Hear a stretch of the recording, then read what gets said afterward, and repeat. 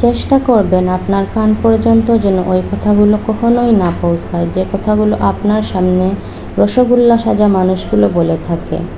বিশ্বাস করেন, যদি আপনি একবার বুঝে ফেলেন যে আপনার পিঠ পিছে আপনার একান্ত বিশ্বস্ত মানুষগুলো আপনার সম্পর্কে কী বলে বেড়ায়, তাহলে তাদেরকে ঘৃণা করতেও ঘৃণা লাগবে।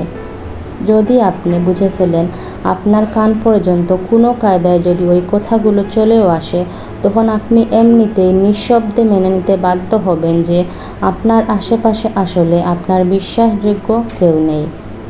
যখন কেউ আপনার প্রশংসা করে, তখন তারা কোনো রকম রিঅ্যাকশন ছাড়াই চুপচাপ সে কথাগুলো শুনবে।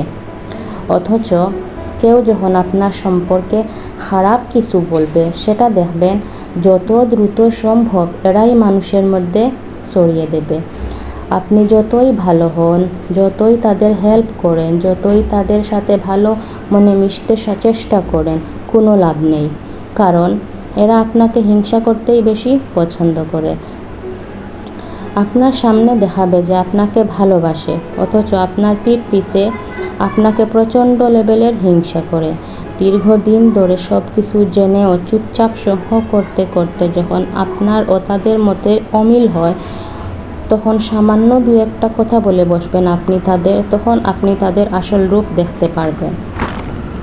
তখন এতদিন ধরে দেখানো আপনার সমস্ত ভালোবাসা, হেল্প, স্যাক্রিফাইস, বিশাল ডাকডুল বাজিয়ে আপনার মুখের উপর ছুঁড়ে মারতে যেন এগুলো তাদের কাছে কিছুই ছিল না। কথাগুলো বিশ্বাস হচ্ছে না? আপনি আপনার জীবনে এই ব্যাপারটা একবার অ্যাপ্লাই করে দেখতে পারেন। বিশ্বাস করেন, কেউ কারো আপন না। সামনাসামনি আপন আপন সাজার ভান করে মাত্র। যত দ্রুত আপনি এই সত্যটা বুঝতে পারবেন, তত দ্রুত আপনার জীবনটা শুধরে যাবে। শুধুমাত্র তখনই আপনি আপনার সেই আপন সাজা মানুষগুলোর সামনে নিজেকে প্রেজেন্ট করা বন্ধ করে দেবেন। কারো কাছ থেকে কোনো এক্সপেকটেশনও রাখবেন না। জীবনটা হয়ে যাবে শান্তির। তবে মন খারাপের কিছু নেই।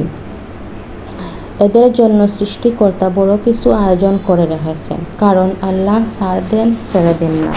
এরা আপনার জীবনে কোনো বড় ধরনের কোনো ক্ষতি করতে পারবে না, কিন্তু শুধু মনের মধ্যে একটা আঘাত দিয়ে যেতে যাবে। আর আঘাত দিনের পর দিন